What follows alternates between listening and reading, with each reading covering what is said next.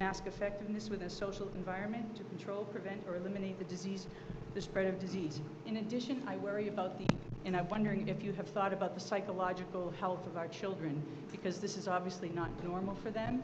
And has there been any thoughts about the psychological effects of this? Anyway, I have more data. I'm willing to share it in an email. If you have any questions, I can leave my email address with you. Thank you. Absolutely. Can I get your address?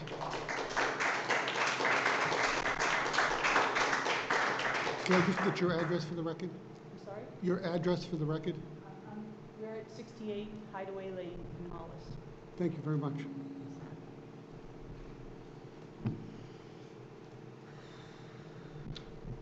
Hi, my name is Aaron Pinkasic. I live at 133 Dow Road in Hollis. Commissioner or Administrator Corey, thank you for your reply to my email. I'm the one that sent you the letter regarding the costs recovering from COVID, and I understand that we'll delay that until August. I'm looking forward to the discussion there. I won't spend any time. A lot of the stuff I wanted to talk about regarding masks has already been discussed, so I won't be redundant with that. Right. But I think the last point the lady just made is an important one to consider. I got an email today from a good friend of mine, a lady who has a child who is mildly autistic, and she can't wear a mask. She keeps touching her face and pulling it off. She's given up taking the daughter anywhere for that reason. I have seen other incidences where a child had been abused and had to live in a closet because of abusive parents, and as a result was claustrophobic. These things happen. You probably have them in this school district too. Right, so I think the mental aspects, in addition to the efficacy of the masks that have already been thoroughly described, really need to be taken into account here. Right. Also, going to the plan that was presented, which I thought was very well done and quite extensive. Congratulations on all the work you put into that and your work result that came from it. But do the nurses here have the ability to confirm that symptoms are in fact COVID? I would say no. All right, so you got a hole in your plan right there. Oh, yeah, they would be referred back to their pediatrician. Okay, so that might be something you want to think about clearing up. I already hit that one. And then also, if indeed the masks are something that you're using to prevent the virus from being spread, and we've already heard about viral loading in the masks, what provisions do you have for biohazard disposal of those masks when the students are done using them? Right, because if in fact that's true, those are biohazard pieces of paper that you're strapping to your face. Right, and they need to be gotten rid of somehow. And also, in the plan, contact tracing was mentioned. I don't know how you do that in a school. Right? I mean, you have no idea who a student that shows symptoms has been in touch with in a dense environment like this. And furthermore, based on what you just said, you have no idea on whether the symptoms they had are in fact COVID or whether it's a common cold or something else. Right, so I don't know how you implement that, and I didn't see that in the plan. Well, the tracing element is more assigned seating in all classrooms, so that if you came down with it, Aaron and I sat next to you, and Gina sat next to me, the people right around you would be our first priority. And then the second group would be that entire class. Now, it gets much more difficult at the middle school and the high school environments. Yes. Because again, we don't stay in a selective group. So that, but at the same time, we had some instances that we were concerned about last spring, and we were able to contact trace a number of the individuals and talk to families and make them aware so they could go and get tested. So they could get tested, okay. Yes. Yeah, so like when I was driving here tonight down Depot Road, all the sports fields were filled with kids and parents in close proximity. Nobody had masks on. Yep. Right, so, Yep. I don't know, it seems to me like the masks are kind of a futile effort. So, okay, thank you. Thank you.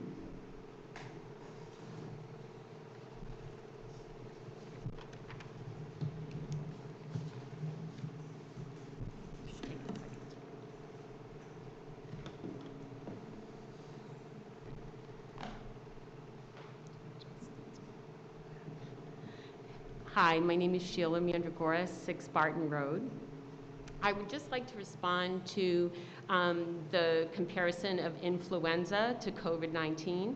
Approximately last year, 60,000 people in the United States died from influenza. COVID-19 is 2 to 3 times more contagious than influenza, and thus far, I didn't see the numbers today, but 140,000 people in the United States have died as a result of COVID-19. So you can't really compare the two viruses.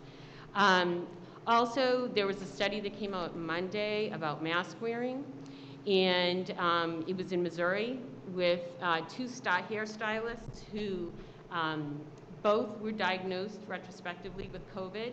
They were very insistent on following the state guidelines and wore masks themselves and had all their clients. As you know, stylists have close contact with their clients and spend a significant amount of time. Not one of the 131 clients developed COVID. So I think that's a very important study to show that mask wearing does make a difference. And I certainly understand, I guess I failed to mention, I am the school nurse at Hollis Brookline Middle School. We certainly understand that there are a set of students that mask wearing is not going to be possible because of a health issue or that they're just not able to tolerate wearing a mask, and we understand that. But I think for the whole community, not only for the school community, but our whole Hollis Brookline towns, I think it is very important that we do have students and staff wear masks when possible to try to minimize the potential of a second wave, which, unfortunately, statistically will probably happen. Thank you. Thank you.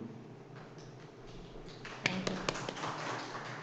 Can I just echo, can I read a document that I had found earlier this week, which echoes what the last speaker just said? Because I know you said you had many documents that you were referencing, and I want to read some of these recommendations. Could I ask that you hold that? And Sure. Because we're going to have our own discussion, and I would absolutely invite you to Read bring those that then. information Okay. forward. That works. All right. Thank you. Thank you. I would like to, I know there may be other folks that want to come up and talk, and I want to balance that and be sensitive to it, but we want to move into the work that we need to do, which is dust up this plan. We've got a lot of stuff to address as well.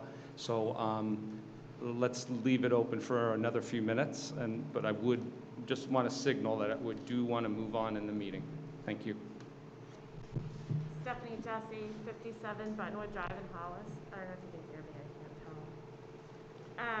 I had a couple questions about the start date of school staying the way it is, given the fact that the plan includes some pretty significant training for staff.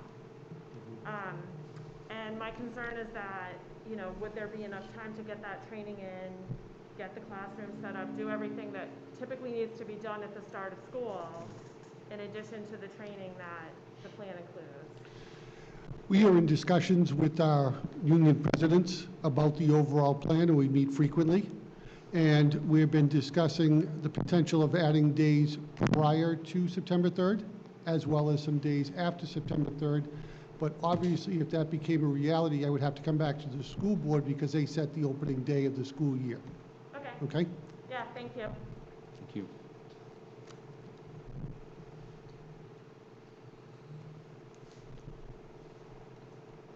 Any other public input?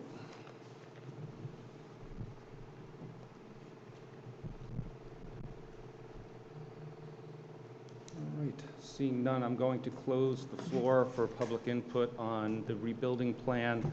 I'd like to get straight into the board discussion on the plan you just heard.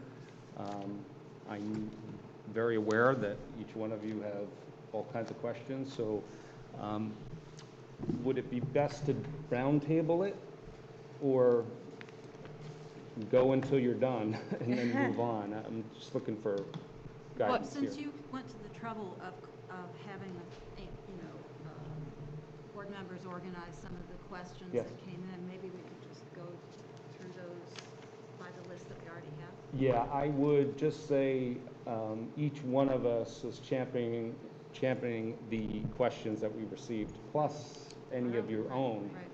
I would ask that you bring your top 2 or 3 to the floor, and then we'll assess where we are in the time in the agenda, because I do want to get to the resolution on race and equity.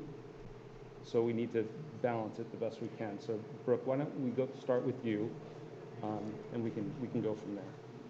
Okay. So I received some questions in the category of student services, and one of them was around how the social and emotional needs of students will be met in a remote model.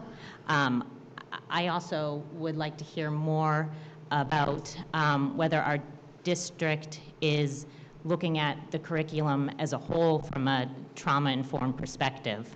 I didn't see any language about that at this time in the draft model, and a lot of publications that I'm seeing coming out talk about the importance of trauma-informed curriculum throughout the day.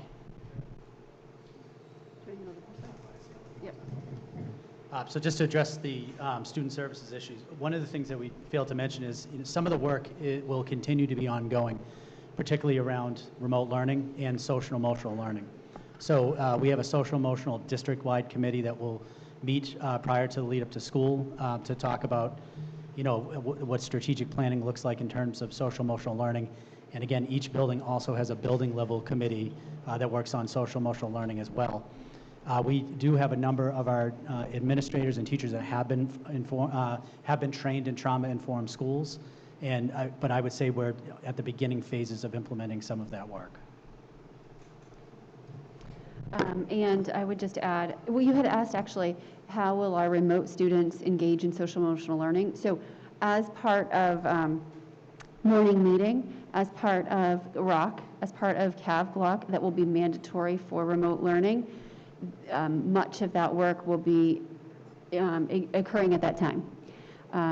We also, in Remote Learning 1.0 and again in 2.0, we had student groups work with their school counselors, individual students work with school counselors.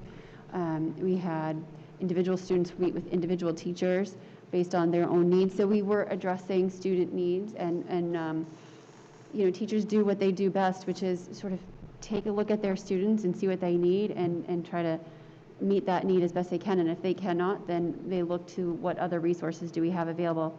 All of our curriculum is being reevaluated as we speak. We have work being done right now to take a look at making sure that we're aligned, making sure that we've identified our essential standards, making sure that our report cards can adequately report out on the learning that's taking place, whether it's in person or in remote. A lot of that is also looking at these students. Some of them, experienced a lot of different things when they were in remote learning. And we really have to look at it from a trauma perspective, because really that's what they experienced. So how do we work our way back? And as I said, some of it is just that socialization and finding that safe place again, and remembering how to do school and how to learn in this environment all over again. So yes, that work is being done. I didn't put the buzzword up there, but that was absolutely part of the survey work that went out to teachers.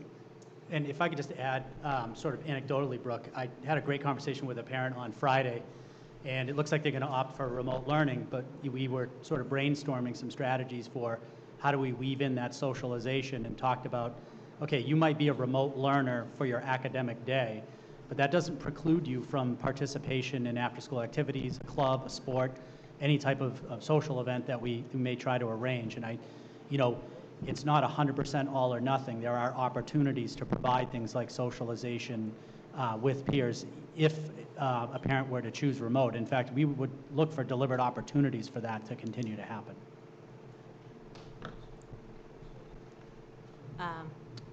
Okay.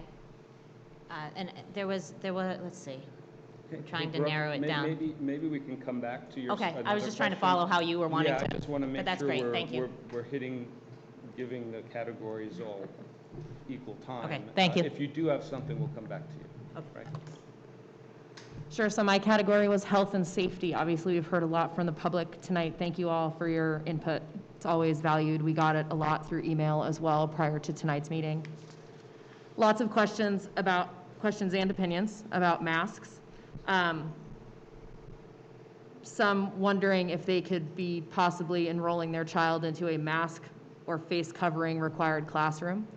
Which brings up another question. When we talk about masks, is that the general term we're using for face covering and face shield, or are we specifically talking about, for example, what's on my face right now?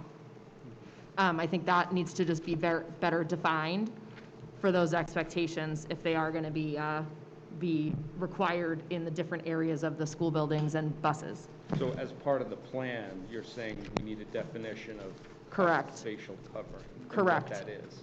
Because a face shield could be considered a covering because it's covering the face, but it is not something that's necessarily restrictive or up against the face.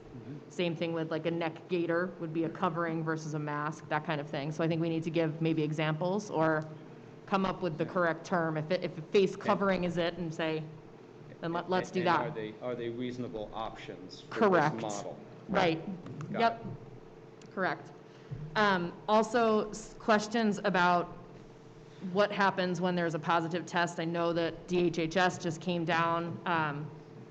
Apologies that the public doesn't have this. It was something that they just got a screenshot of today, so we got a chance to look at it. And the state is going to be offering guidelines about how to do that. So that's actually addressing a lot of the questions. So that's going to be to those folks who are curious about what the protocol is with a positive or an exposure, notifications, tracing, quarantine requirements. Those are going to be pushed down from the state. They're not made at a district level, just to be clear. But I do want to find out if there are questions about our district's contact tracing that may be determined by us and not the state. We have a lot of families who have students in multiple schools.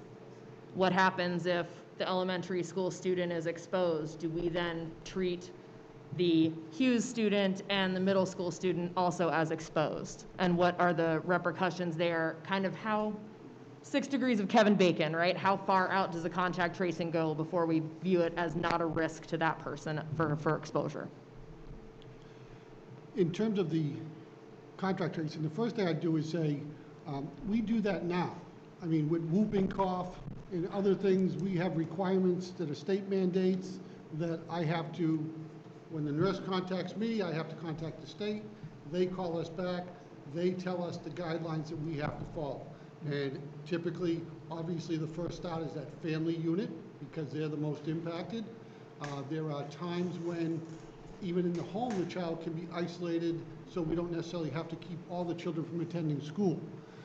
Then what we do from there is we move out to who sits near or adjacent to that child.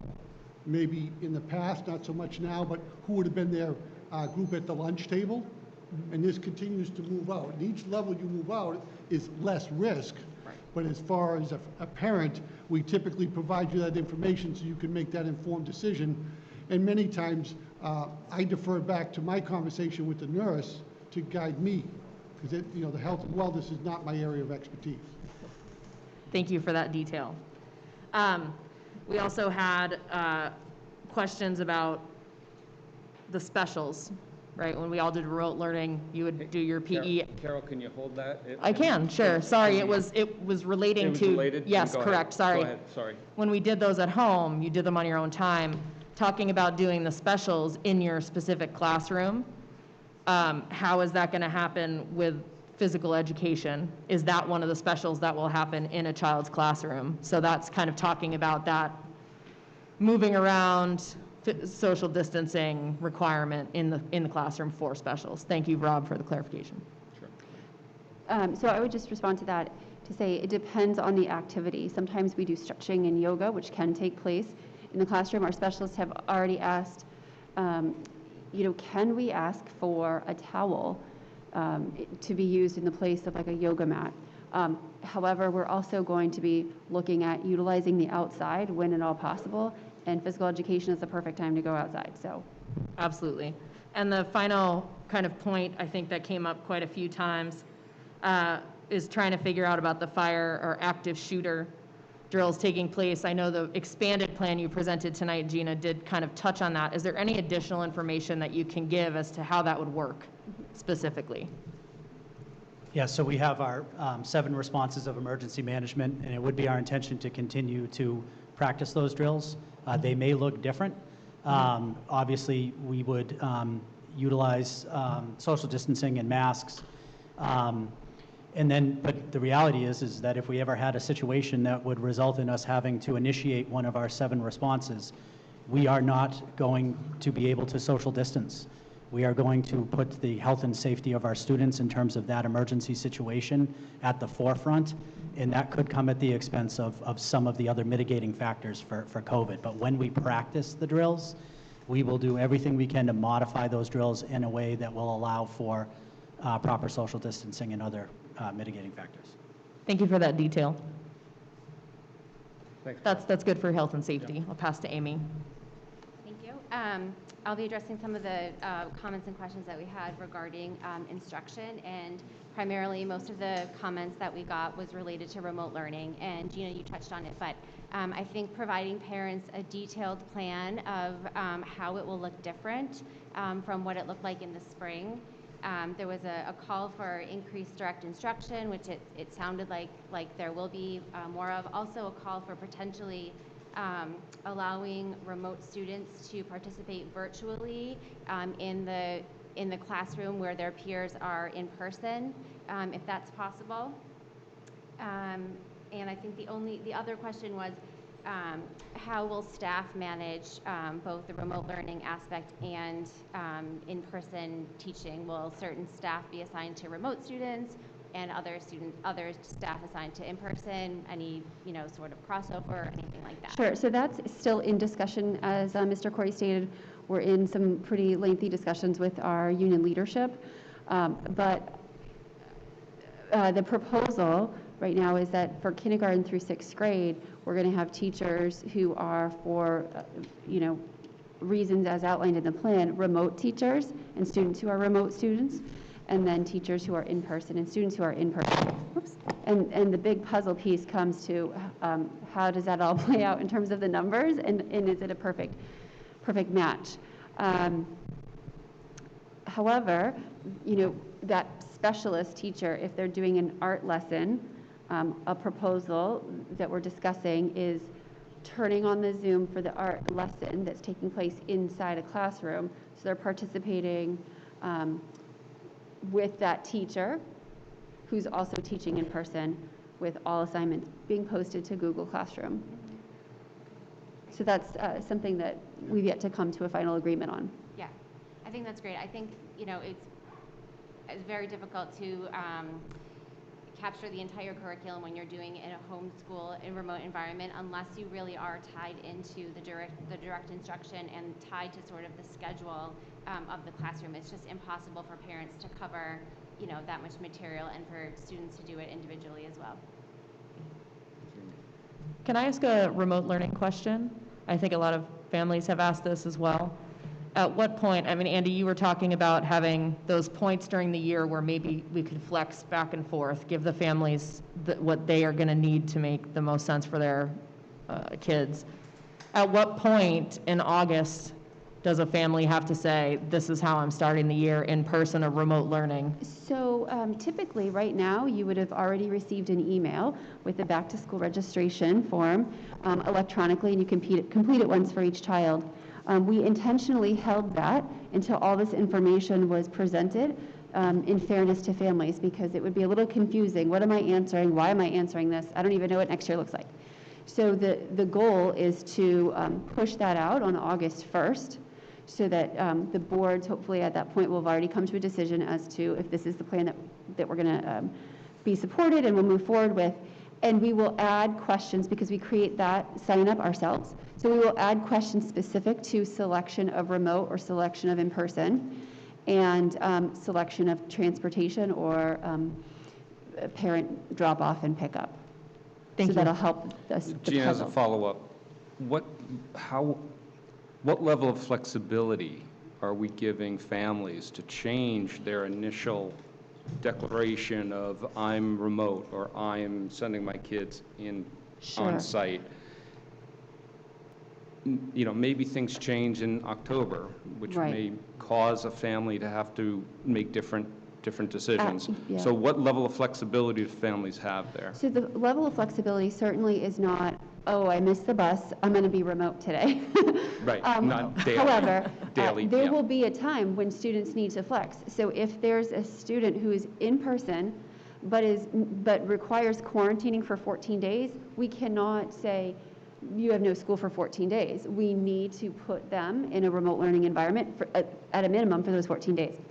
So we'll have to take every situation individually and try to understand the circumstances. But as you can imagine with our class size advisory policy, we can't all of a sudden have 100 students flex to remote and overload those teachers. And so it's a balancing act, but we will take every individual circumstance into consideration. So there's a process rather than just a willy-nilly, today I want to do this, Right. tomorrow. And will there be a escalation process in place if the parents can't work this out with the administration and may want to move it to the board and bring their case to the board? Will there be procedures in place that give parents that ability to move it up the chain if So necessary?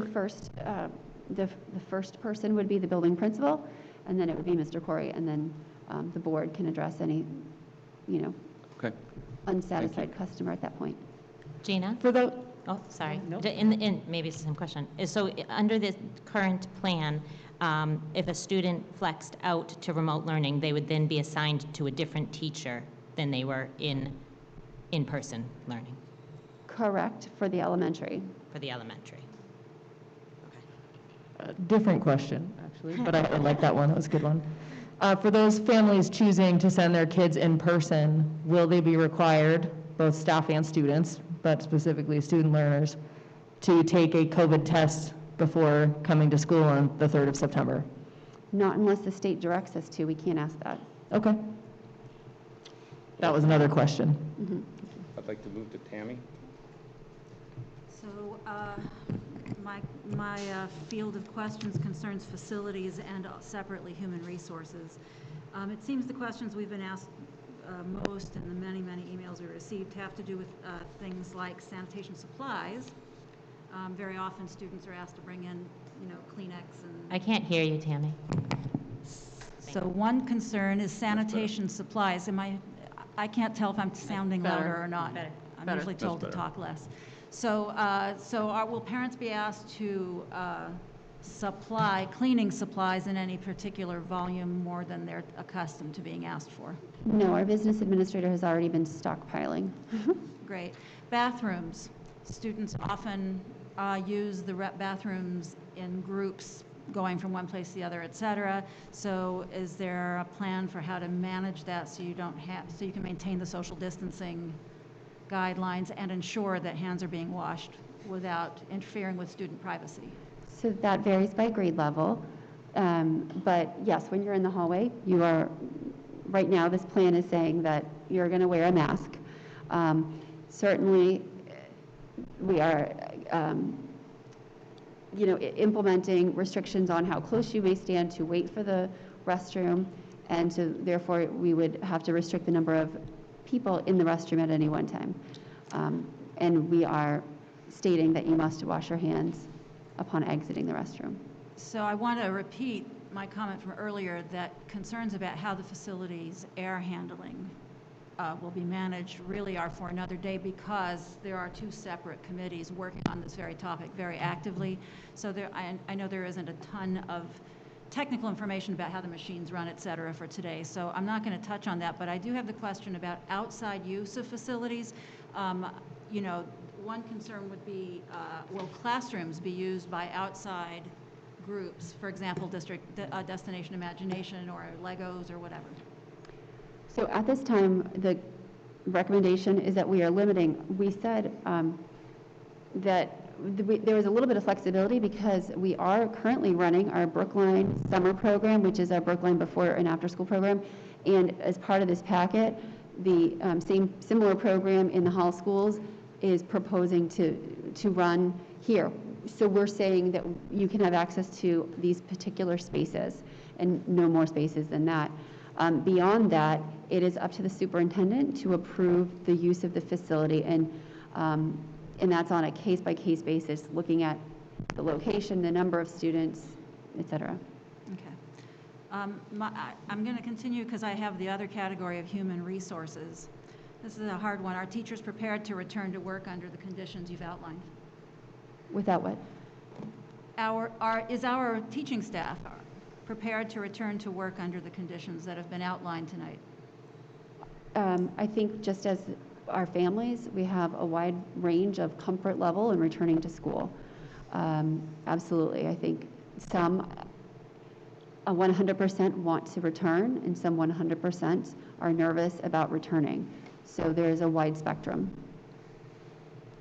There's been numerous people have asked, is there any way to expect that we'll have adequate numbers of substitute teachers in the event of absences for the myriad reasons that our staff often have to be absent, whether it's, may not be COVID related, there could be outside reasons entirely, as there often are.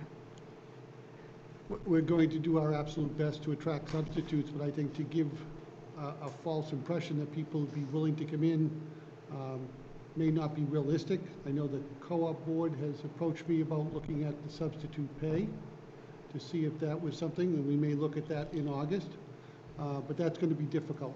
Yes. So is there a plan for dealing with staff shortages when, on those occasions when too many adults are missing from the building for the typical distribution of students that whatever the plan turns out to be? Yeah, I would say absolutely. If it's we run into this every year. I know this year would be, I would imagine, a little bit different. But on a day-to-day basis, we work magic trying to figure out how to get everything covered. In a situation like this, if we have a number of staff members out due to a quarantine situation, that might inform our decision to pivot.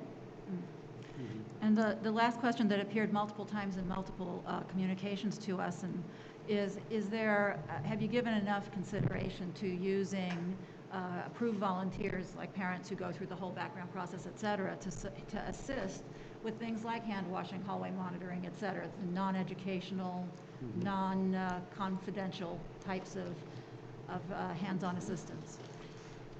In the plan, we actually state that we'll make, I can't remember the exact wording, but we will have a process where if it's a critical need, we will be accepting volunteers.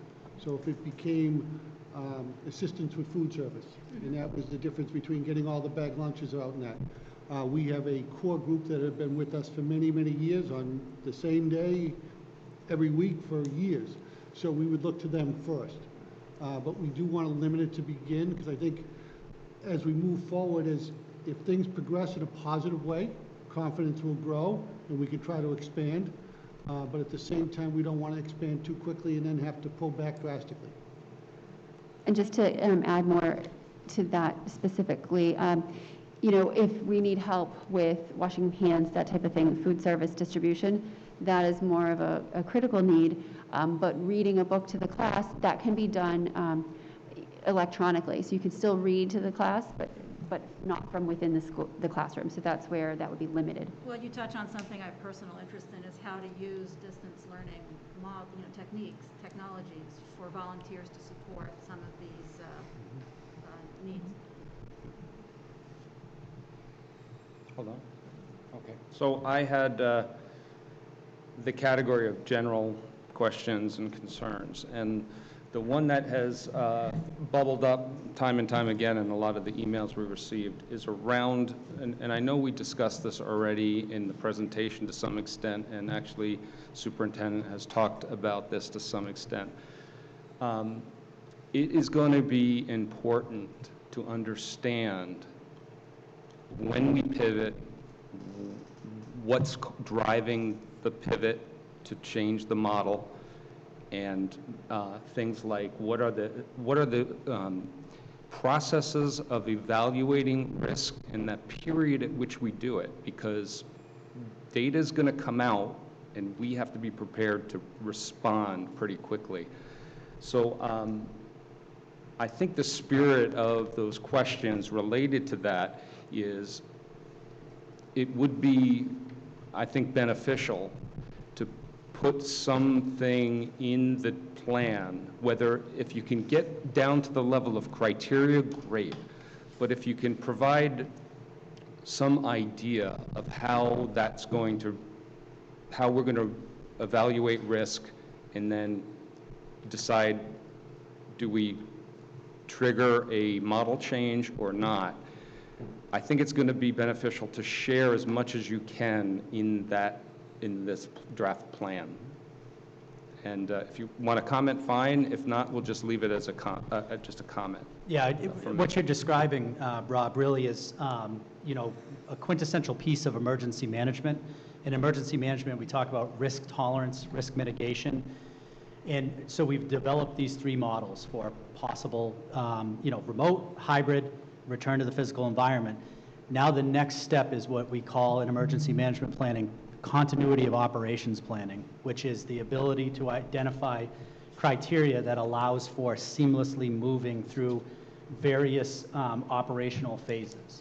And that would include developing, baseline data that would say, okay, we've reached this number of cases in our community, or we've reached this metric, now we need to be able to switch. So now that we have the 3 models in place, now we move into continuity of operations planning that will allow us to do exactly what you're talking about. Okay, thank you. I think, can I just chime in on this as well? Yeah. I think the key for the families in Hollis is as much notice as possible that there's going to be a change, especially for those folks who are going to be utilizing the in-person model. They need to have time to get their home situated for remote time as well.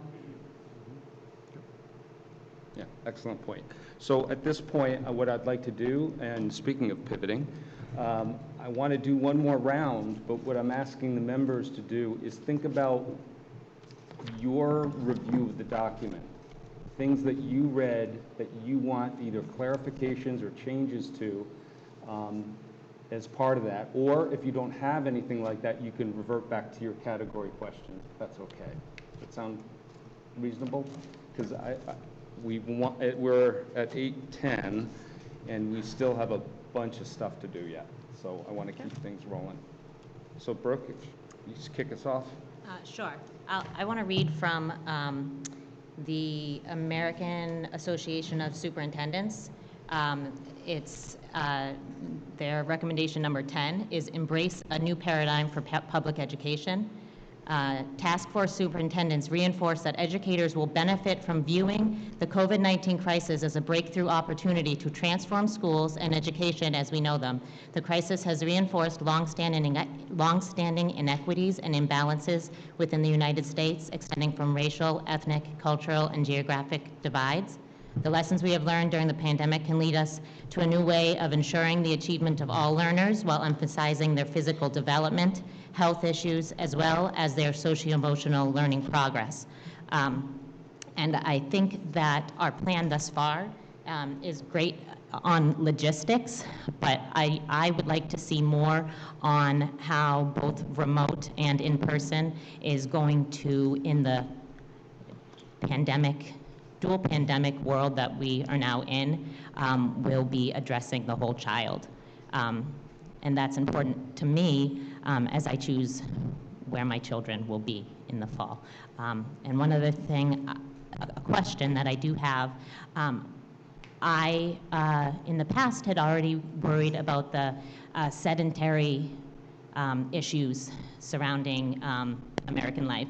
And I'm concerned that while necessary, the separations will further exacerbate that problem. And are there ways that have creative solutions that have already been developed to address this? I guess, it came to me with students will walk directly to their assigned desk and stay in their desk. We're limiting student movement by bringing in specials into the classrooms and, other things which I understand that I'm trying to imagine how we can still have students moving while keeping them apart.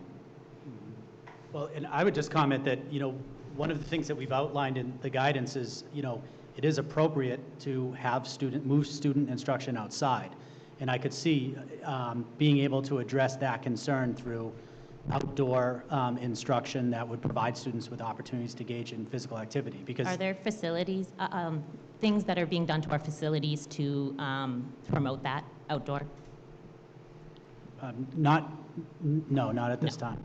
Okay. And, Thank and you. part of that is a lot of the resources that we're deploying in terms of our facilities are looking at structural things within the building. Yeah, yes. But I did receive an email about the consideration of purchasing tents perhaps or shade devices to be able to move instruction outside and not be sitting under the baking sun. Thank you. Thank you. Carol?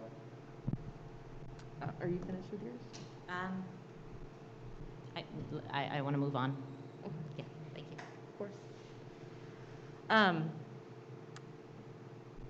We did have a concern talking about, and again, a lot of this is going to be driven by DHHS because of what they're determining with requirements for quarantine and return to the classroom. We did have a couple folks that were concerned about the burden, financial and otherwise, placed on parents and potentially staff to constantly obtain doctor's clearance to return to school. Will this requirement inadvertently cause families to send sick children to school in lieu of taking the time or money to get a doctor's note? And what are our thoughts on that? So Carol, there's really two measures that a family can exercise when their child's returning from illness. One would be to get documentation from a pediatrician, but we realize that that is oftentimes not realistic, particularly if a family doesn't have health insurance. So the second option would be that the child comes in and receives a screening in the nurse's office prior to their return. So there are options. Some will opt for the doctor's note, and some would prefer to have the nurse be able to do that. Thank you for that. We can move to Amy. So I had one more question about the HVAC. I think you mentioned that the report would be available at the end of August. Will that be provided to parents? And are we anticipating recommendations that will be able to be implemented prior to the start of school on September 3rd? I think in the Hollis district, many of the things are being done as a byproduct of the H-Smart. I think in the other four buildings, we have to wait and see. Do I feel confident that we'll be able to turn up the airflow and circulate air and do those things? Absolutely. It's just when you're dealing with older buildings, like if you looked at Brookline, their buildings are about the same age as Hollis. So sometimes you uncover things that you didn't realize exist. And it would same concerns at the co-op. So we do hope to have the report in early August and then make decisions. It may be something like if we found out a room has terrible ventilation, we would take that off the usable room, just take it out of the sequence. But we'll know that with some time to do some work, and then items that are pressing, we'd either look to see if we have that capability in the budget, or is that something we need to put into the budget for next school year. Thank you.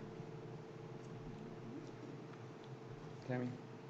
Are you asking us to stick within our kind of the lanes that we You were? may stay in your lane, or if you have specific things you want to ask about the document that you, through your review.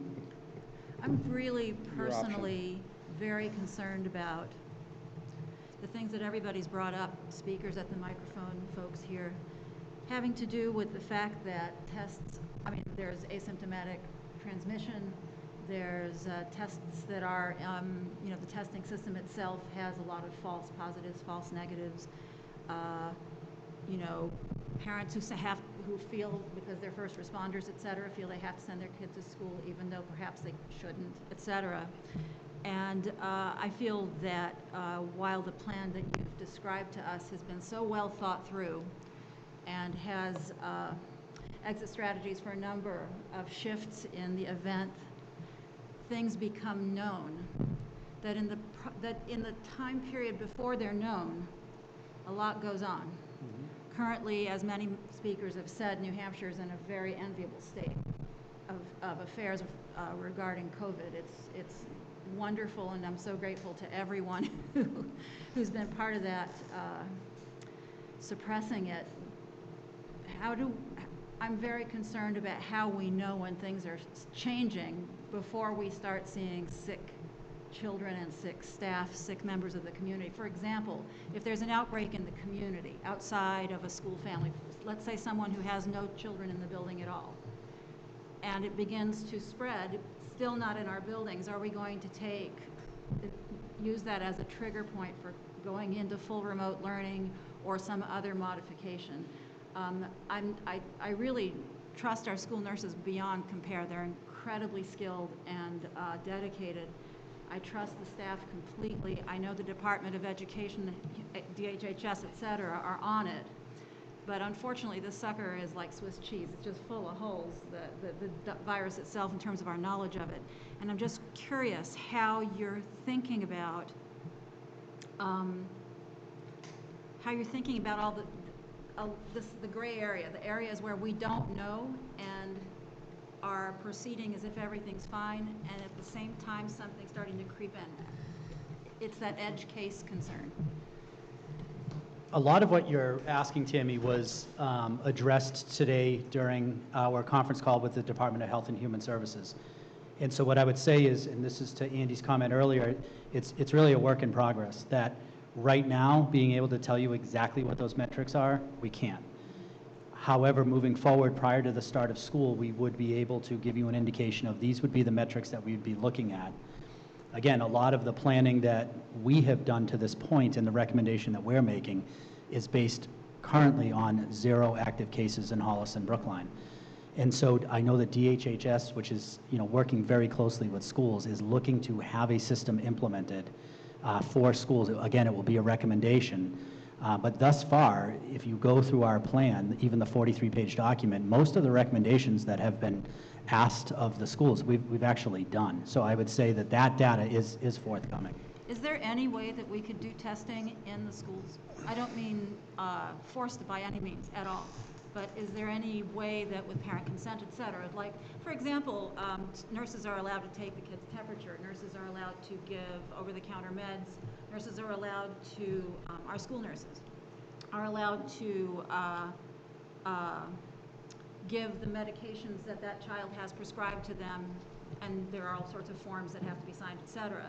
Is there any way for the school nurse to be able, because I'm thinking the child goes home with a sniffles or a cough or whatever, it could be anything, it could be strep, it could be yelling on the playground, it could be COVID. So is there any way that our district could have tests available with parent consent for those cases where the nurse is concerned that there's a case, whether it's for a student or staff member?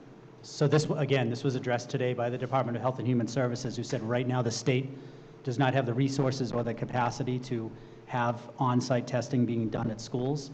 However, should schools need assistance when they identify students that may be suspected of having COVID, that they would connect them with community resources to be able to get them in quickly to get the test, and would try to expedite test results as well. One of the things that we appreciate when it comes to the various state agencies, for better or for worse, they will tell you what their capacity is to support you. For example, we will not have free access from the Department of Education for PPE, but we've been able to secure some through the Department of Homeland Security. So, there are some limiting factors. There's limited resources in our state, but the agencies do a very good job of telling us where they're able to support us and where they're not. So right now, as of right now, we will not be able to do on-site COVID testing in the schools. All set? Okay. I believe before I get to some of my items here, my expectation is that there's going to be another meeting in July related to this plan, where it's going to go through maybe some changes and a couple of revisions. And I believe by then, you're going to be seeking a board action on the plan. Yep. Okay. So that's helpful, and I hope that's helpful to other folks that this isn't all happening tonight. But I would direct your attention to page 4 of the plan, bullets 5, 6, and 7. A lot of families, I've heard from a lot of families, they're getting really hung up and getting concerned about that the pre-K to 3, we're strongly recommending face covering, but we're not requiring it. And I think the not requiring, people are getting hung up on it. And I think it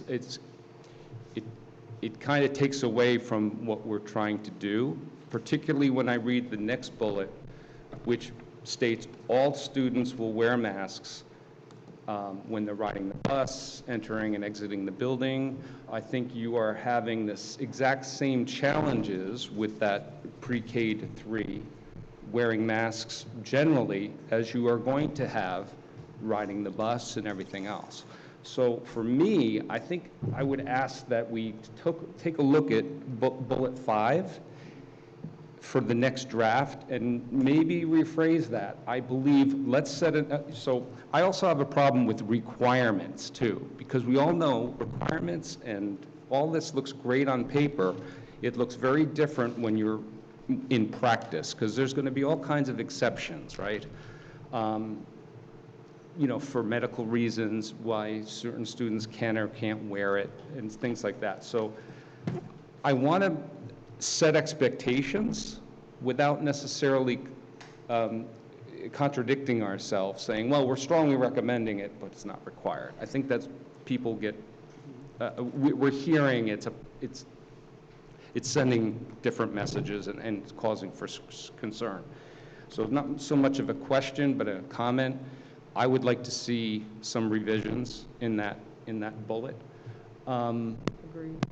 The other concern I have is with all these, you know, expectations we're setting, I'm very concerned about mask wearing fatigue.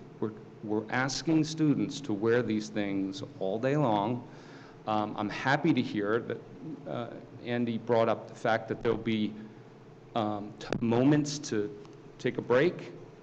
I'm wondering if students out on recess may or may not have to wear masks. I'm really looking, because I believe as much relief we can provide students to take a break, we're going to get better compliance by allowing those breaking times. So I'm not necessarily asking for an answer to this. I'm asking for you to reconsider that. And as a board member, I'm looking for some changes in those bullets next time. Well, I do think it's important to note, Rob, that the bullet point in regards to the pre-K through grade 3 was actually the community group made up of physicians and mental health providers. There was a lot of debate and disagreement over that, and I do believe that there is an opportunity for us to go back and look at that specific point. The language from that recommendation came from the release of Massachusetts plan earlier in the month. But it's definitely something that we would be looking at, knowing that we do have populations of students with disabilities, students with other physical ailments that will not be able to wear a mask. And there is some general concern about younger students, but I do think that there's some work that can be done. And I think we need to accept that fact, that there's going to be certain students who just can't tolerate it or are medically not able to wear them. But let's set the expectation without saying, but not required. I'm just take another look at it, if you would. Could it be remedied by simply adding in the classroom to that line, but not required in the classroom? I would say you strike, my input would be you strike but not required and put in the classroom and you're done. Right. I'm just saying to differentiate it from the items that are specifically called out on the next bullet about busing and hallways and things like that. That would improve it from my standpoint. I'd like to point out that many people don't like math class, but we don't exempt them from it unless they have a good reason. And I'm actually not joking.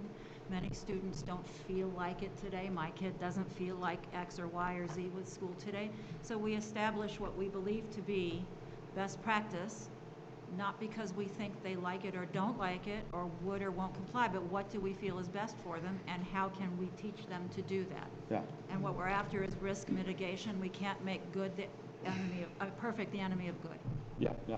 And the other, that's actually more of a question that I had. So we talked a little bit about outdoor operations, maybe doing things as much as we can outside. I'm wondering things like event tents or things that we might need from a funding standpoint and acquisition standpoint. What things might we need to have in place to support those things outside? We, usually, we have a very nice, pleasant fall without hurricanes, barring hurricanes and all that. But when we are thinking about outdoor activities, particularly delivery of instruction, I'm thinking about how do we make that as easy for the students to adopt and do those things outside. So I would be very interested, and certainly once we have a hard plan here, I want to have lots of discussions about what are the funding things we need to make this plan happen. And one of those things are I'm thinking of the little students in our schools. I'm thinking about how do we make it easy for them to wear masks if we're asking them to? Are there lanyards we can provide them so they're not falling all over the place? Or the little zipper things that they can put it in. I want to make it as easy as possible for them to comply. They may want to comply, but they're little, and we need to do what we can. So, think about those things. Just, simple things can make it go a lot farther. And I know that's a whole other discussion. I know there's a lot of other things everyone wants to hit on this. Please know that we're going to have another swing at this in our next meeting. So if there's no strong objections, I'd like to move on in this agenda. I don't have an objection. I just have a question about whether we would consider additional ways for public input or, hearing more from the public, possibly prior to the next meeting. I don't know. I haven't thought that well out, but I just wanted to put that out for consideration since this is such a important subject. Right. I will just tell you that in my 8 years, I've never found the public to be shy. That's true. So I don't want you to think that I don't get input. I have all the emails I've received. I know the board has received emails. And I really appreciate that because oftentimes with the concern of that, people are also proposing a solution. So I think tonight's meeting is being taped. It will be broadcast. We have tomorrow night. We have Wednesday night, which is basically the same presentation. Some people from the Hollis Primary District might be at Brookline tomorrow night because of a schedule conflict. They might be at the co-op on Wednesday. I think we'll have a lot of information by Thursday, and we will, all three of us monitor emails, and each person has different level of comfort with who they talk to, but I think we'll be in good shape. Okay. Additionally, Brooke, we've been invited by the Hollis Brookline Rotary to present this plan this draft plan to them as well. And what we can do is we can make the information about the time and place of that meeting. It will be a Zoom meeting to the public. So if they had, they wanted the opportunity to participate, they could do that through that means as well.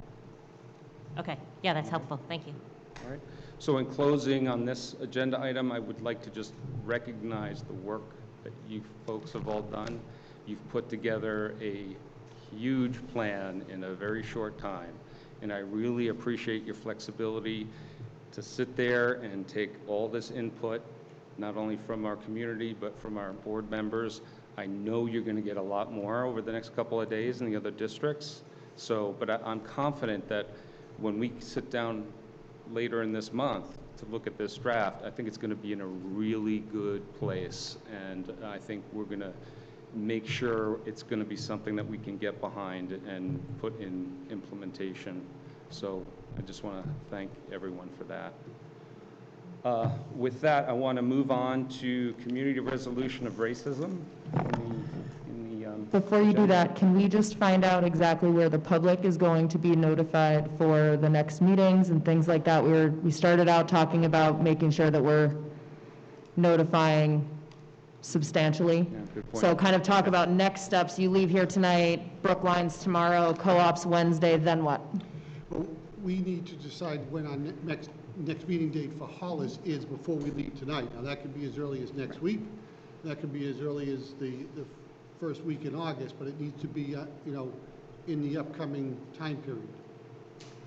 Are there some steps that this plan needs to take in between the board meetings and the next voting meeting, such as reviews, more community feedback, teacher group reviews, things like that? Well, I think there's an ongoing discussion with the unions. Okay.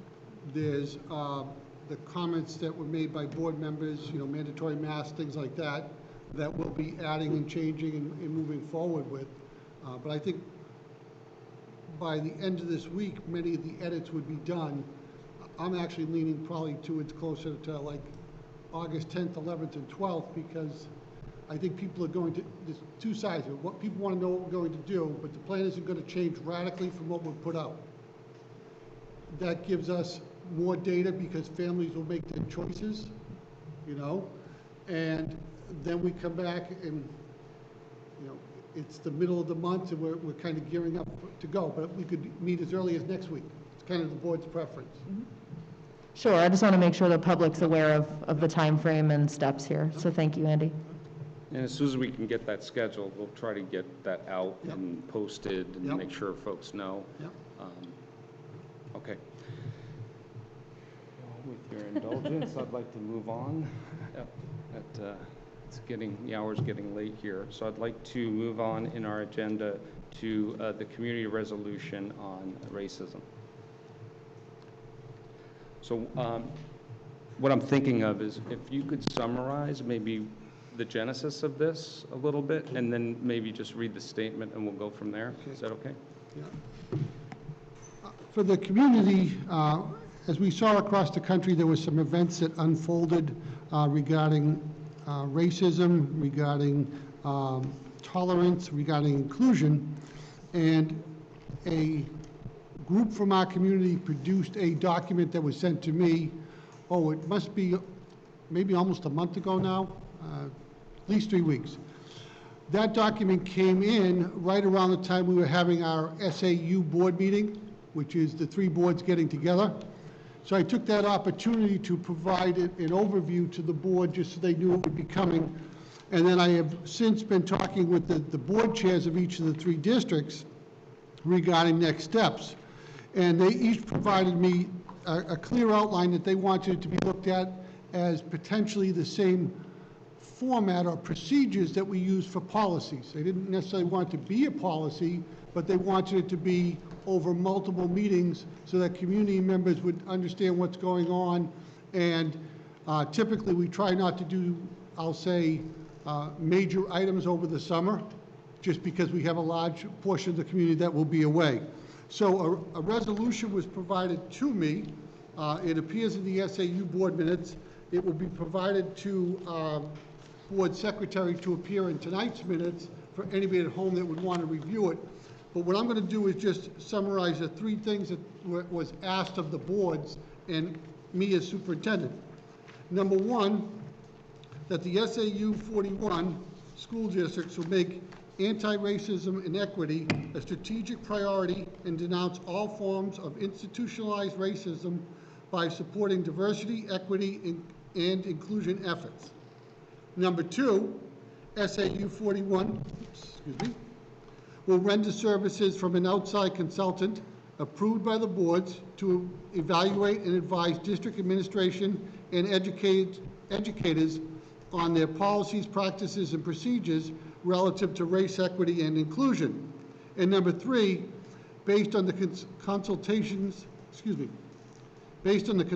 recommendations, the SAU 41 school districts will develop and release a plan to address the findings. These actions may include professional development, a new draft or editing of existing policies, and a curriculum review potential. So those were the 3 items that were outlined in the resolution. Obviously, in my position right now, my efforts have been focusing in on reopening, but I did reach out to the Anti-Defamation League in Boston, and they sent me a proposal, which is more of what I would say a document that you use to self-guide your district through a process. And then I reached out as a superintendent's organization. We had a gentleman who consults, who lives in Manchester, whose firm does this and has done this for Yale University, a number of different organizations. And he spoke at our superintendent's conference. He brought many points to the table. So I reached out to him and asked him for a proposal, which he has provided to me. And I'd be happy to kind of give you an overview of that proposal that he has made to me, and kind of some thoughts that I have around that. And I'll be happy to answer any of the board's questions around the resolution or any questions about the resolution at this time. I did not put it on for an action item tonight because I think this is something else that's going to generate a wealth of comments. And I want to make sure that people have time to digest it, be informed about it, and then kind of give us guidance where they'd like to be proceeding. So this will also be discussed at the Brookline meeting tomorrow night and the co-op meeting on Wednesday night. So we did say we're going to open another round of public input, but I would like to prime the pump here with some board questions and conversation around the resolution. If I might, I'll kick it off. So in the chair's meeting, I was pushing forward the idea of putting this through the similar reading and procedures that we do for a policy. And the reason for that is I believe this is a conversation that we have to nurture and expand over time. And I really want to give an opportunity to hear from the community and get as much input as we can. My feeling and my takeaway from that chair's meeting was the chairs also agreed and thought that was a good idea. That allows us to start a conversation tonight, maybe get some input tonight, and then advance that conversation, because what I'm concerned about, and resolutions are great, but they got to transfer into some sort of action. And I would like to know what those kind of actions are. I would like to know what kind of gaps we may have policy-wise. You know, I'm thinking of things from a standpoint of professional development. I'm thinking of things in the resolution that says about getting expertise advisement, right? So I think those are all interesting ideas that I would like to expand upon before we go and take actions. And I know there's some structural things that we would change for the district specifically, but it is a really good starting point.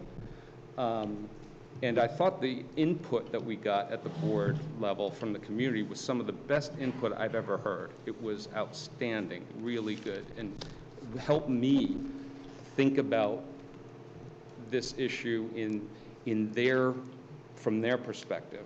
So that's I just want to prime that up for any other comments from the board. Well, I think would we want to read the initiative into record here before we open it up to public input, what was in that agenda? I think that would be good. And if one of the members would like to do that, by all means. I nominate Brooke.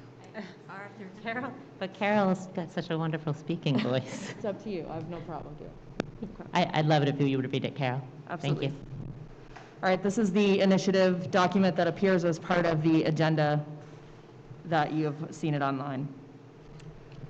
Hollis Brookline Non-Discrimination and Equity Initiative. Whereas the American Academy of Pediatrics and the American Academy of Family Physicians declares that institutionalized racism is a public health crisis. Whereas adverse childhood events are known causes of limited educational development amongst children. Whereas the effects of structuralized racism is a known adverse childhood event. Whereas the National School Board Association states, quote, We affirm in our actions that each student can, will, and shall learn. We recognize that based on factors including but not limited to disability, race, ethnicity, and socioeconomic status, students are deprived of equitable educational opportunities. Educational equity is the intentional allocation of resources, instruction, and opportunities according to need, requiring that discriminatory practices, prejudices, and beliefs be identified and eradicated." End quote.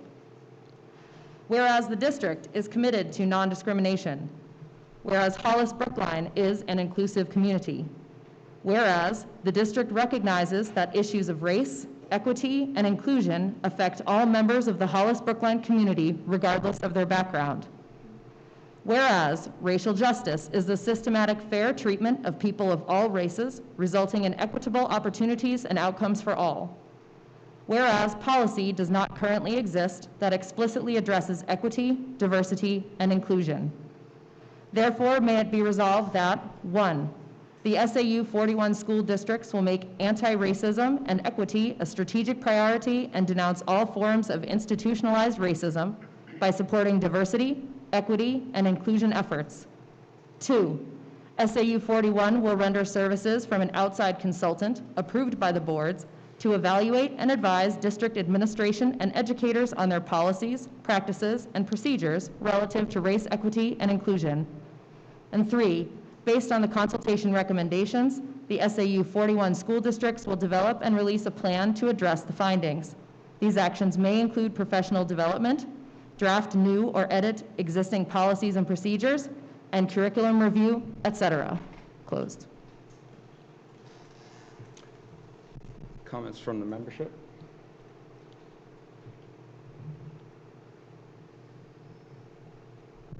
Okay, at this time, I'd like to open up public input. I would like to reiterate the ground rules of public input, stating your name, address, keeping it to a 3-minute comment, or be specific to things you want the board to consider as we move this document through the process. So I won't go through and read the whole thing, just leave it at that. And for now, I will go ahead and open the floor for public input on this resolution. Rob, will the board have a chance to comment again after public? Yes, we'll have, after it's closed, we'll go ahead and consider the input we received.